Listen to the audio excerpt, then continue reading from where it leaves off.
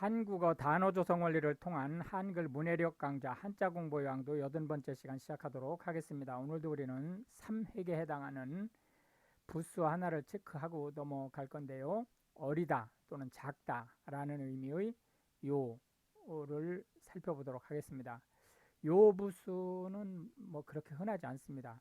뭐 중고급 한자까지 합쳐도 6, 7개 정도밖에 안 되는데요.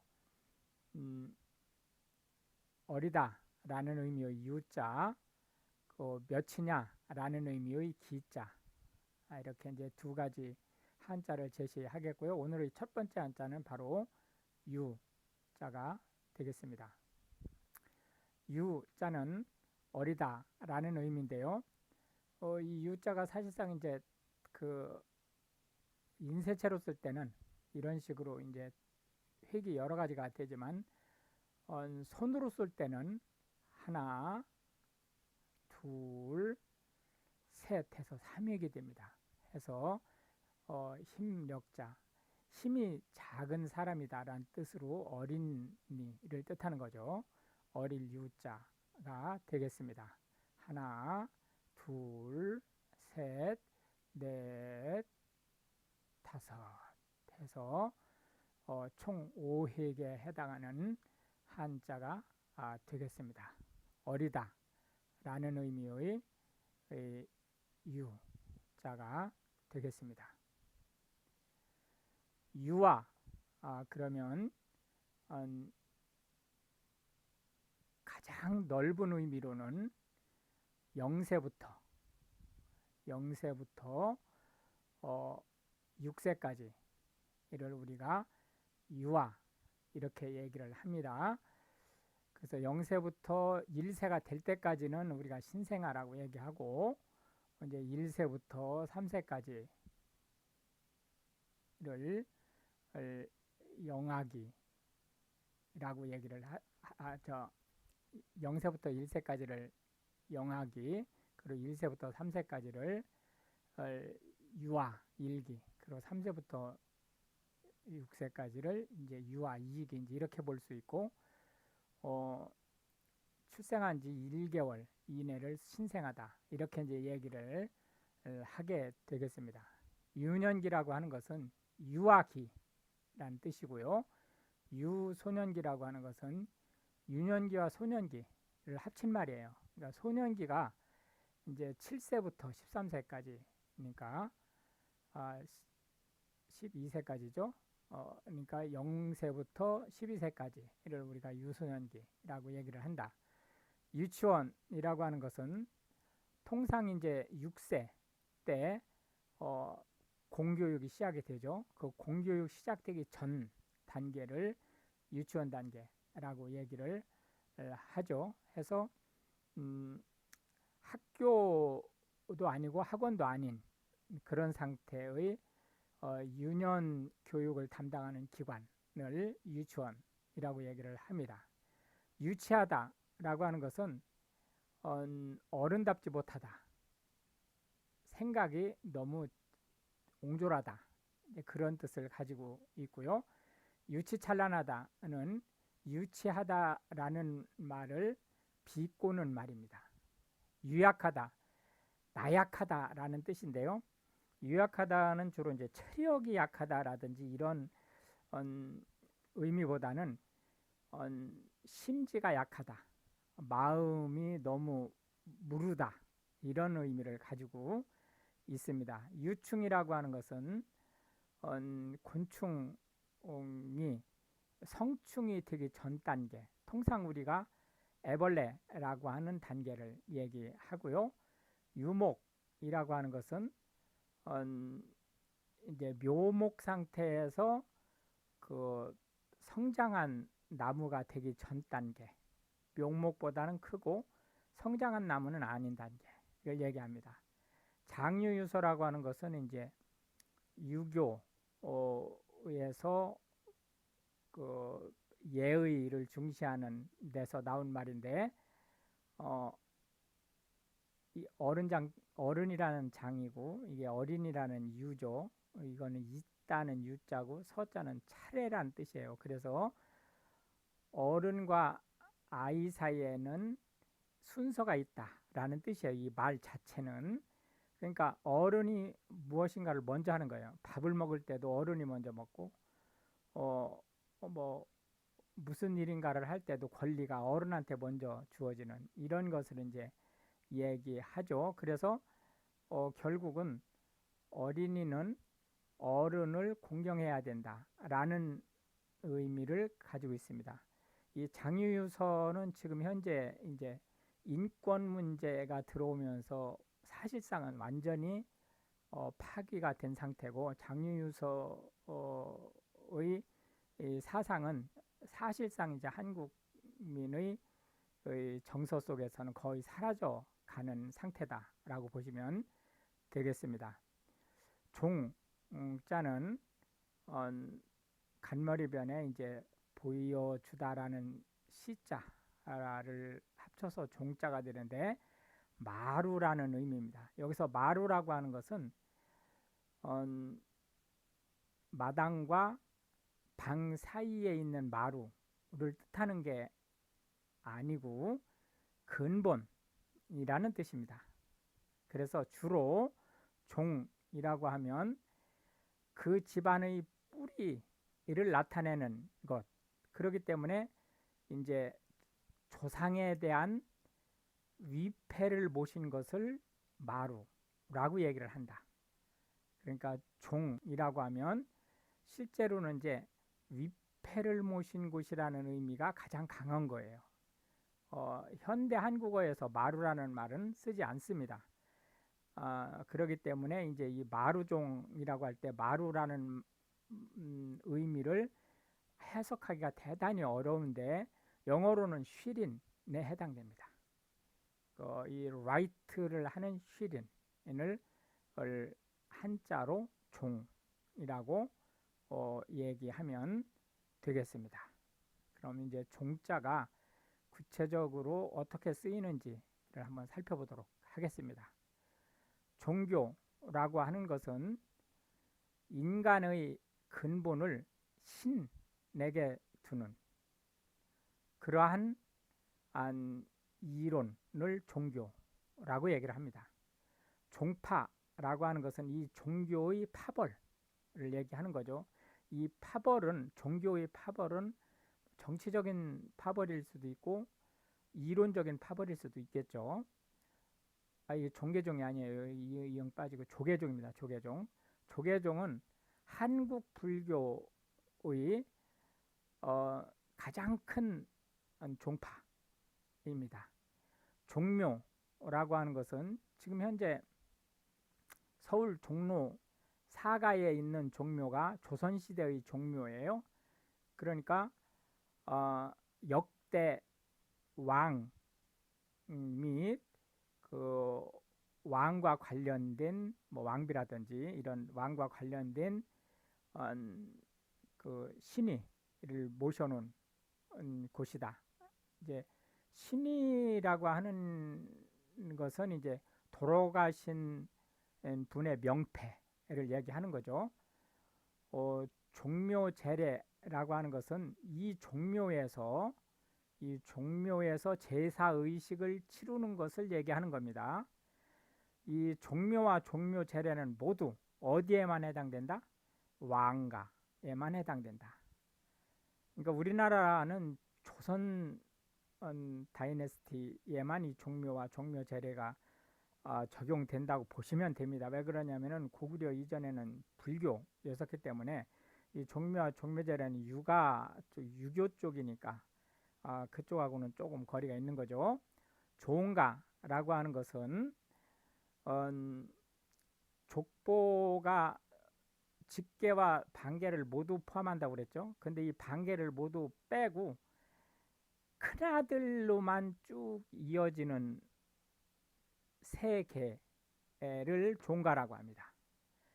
근데 여기서 요 단계가 4대에 이르는 부분, 요게 4대에 이르는 부분을 소종가라고 얘기를 하고, 이제 5대가 넘어서면 이제 이때부터는 글자 그대로 종가입니다. 이걸 우리가 대종가 이렇게 얘기를 하죠. 대자를 빼고 그냥 종가하면 대종가인 겁니다. 그리고 소종가는 4대까지만 4대에 한해서 4대까지만이 아니고 4대에 한해서 소종가가 되죠.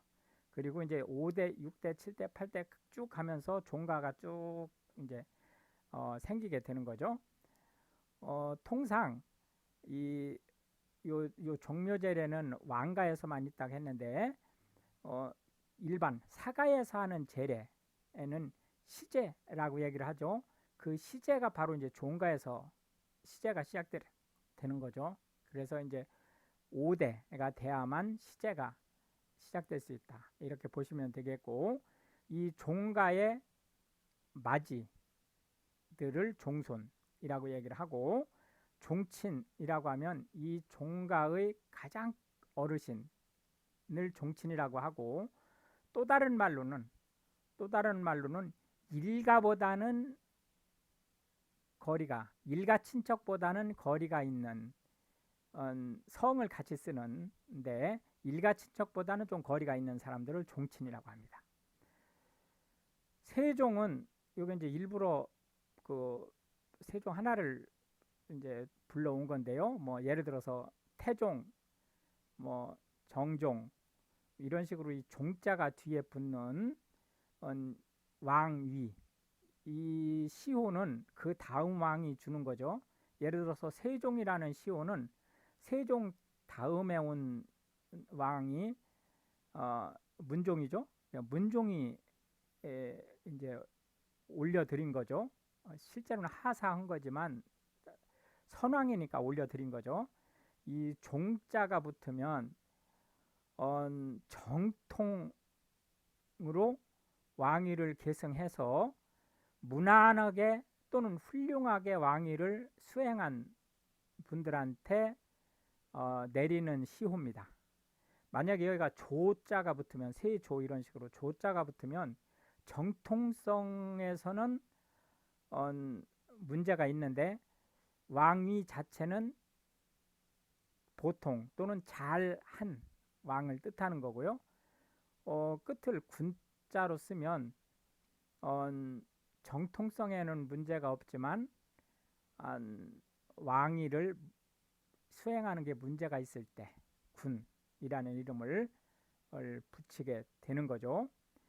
종주라고 하는 것은 서양으로 말하면 영주를 얘기하는 겁니다. 그렇기 때문에 종주라고 하는 것은 권력의 근원을 얘기하는 거죠. 그래서 종주국 그러면은 오리지널을 보유한 나라라는 뜻이에요. 그래서 예를 들어서 태권도 종주국이다. 그러면은 태권도가 원래 발상한 나라라는 뜻인가 대한민국이 되는 거죠. 마지막 한자는 치자가 되겠습니다. 다스리다 라는 의미가 되겠습니다. 그래서 무르르듯 하는 이게 대자거든요. 그런 어떤 토대 이런 것이 다스리는 것이다 라는 의미를 가지고 있죠. 이게 물숫자 변이죠. 셋, 넷, 다섯, 여섯, 일곱, 여덟에서 총 8획에 해당하는 한자가 되겠습니다. 다스리다 라는 의미의 치자가 되겠습니다. 정치 하면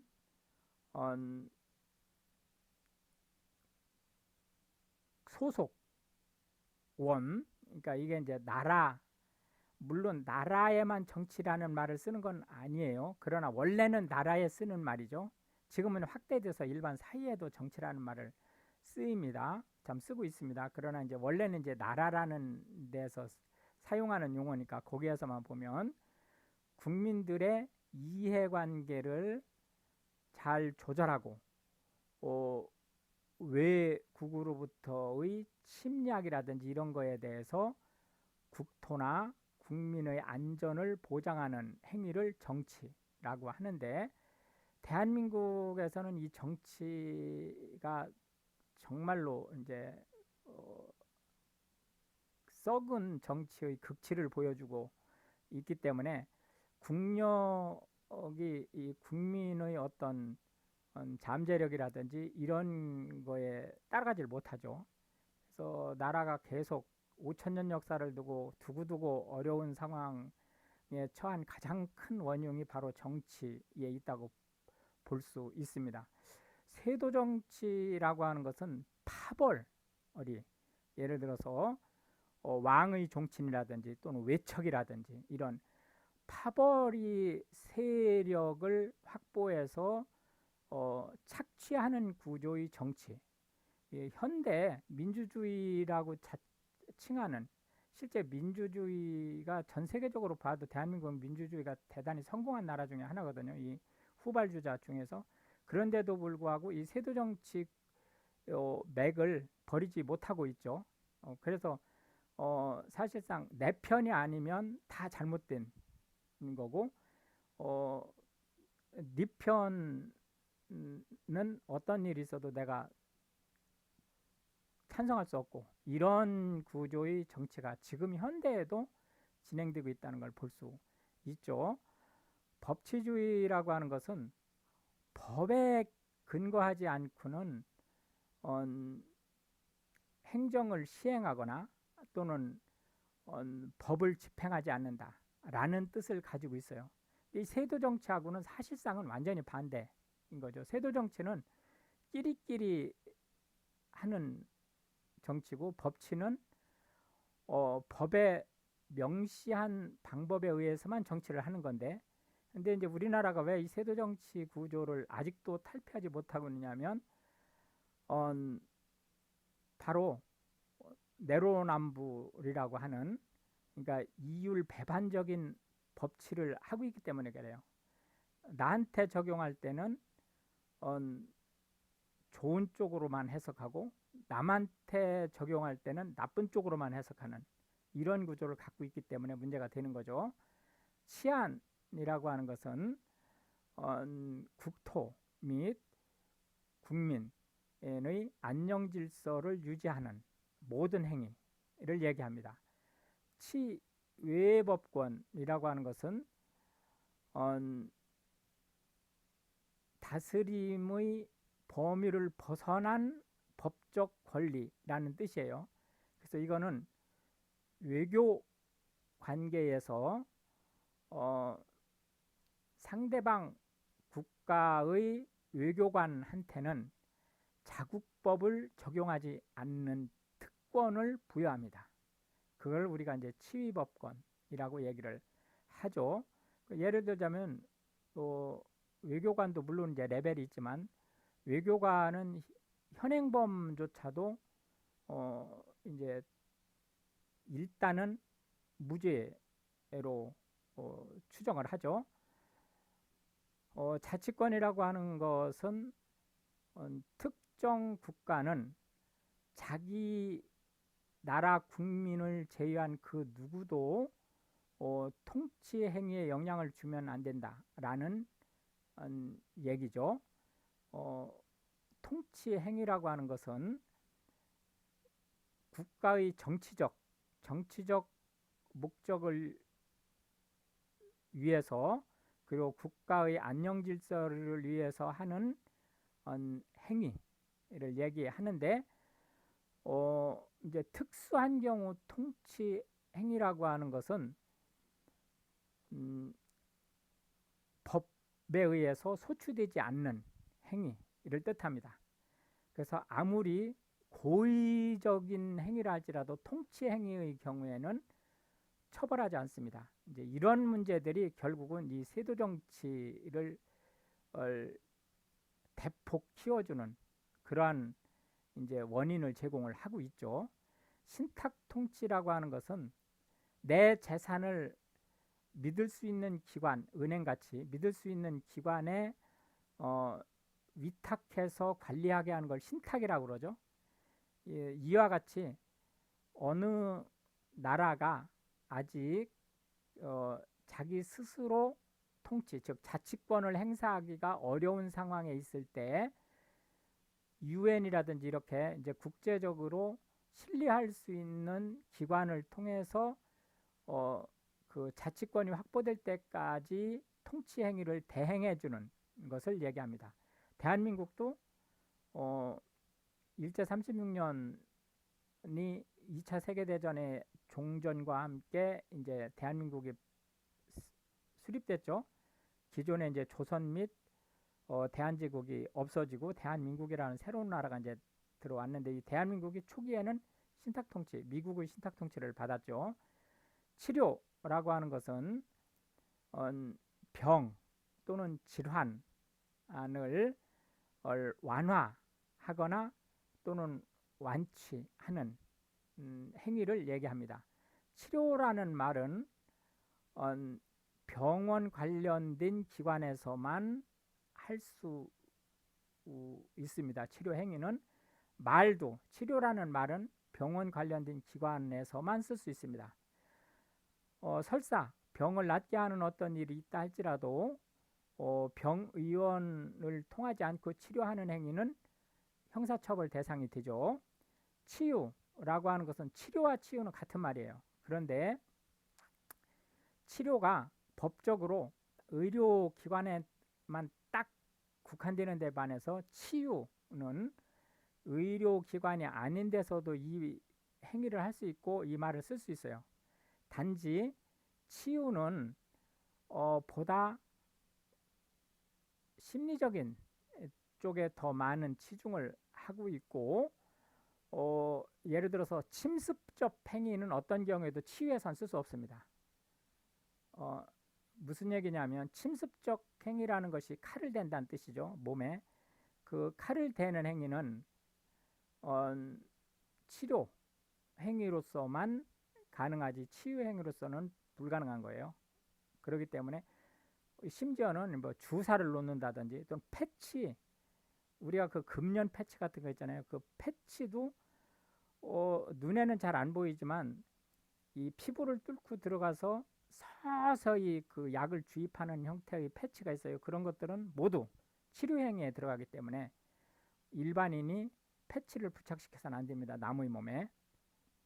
본인 몸에 부착하는 거는 그건 뭐 좀 얘기가 다른 거니까요. 이렇게 해서 이제 오늘도 하나의 부수와 세 개의 한자, 그리고 각 한자에 대한 10개씩의 현대 한국어에서 쓰고 있는 단어들을 살펴보았는데요. 이것이 한글 문해력 향상에, 그리고 특히 이제 외국인으로서 한국어를 배우시는 분들한테 한국어의 조성원리, 그리고 용법을 이해하는 데 크게 도움이 되기를 바라겠습니다. 시청해 주셔서 감사하고 우크라이나를 위해서 기도해 주시면 더욱 감사하겠습니다.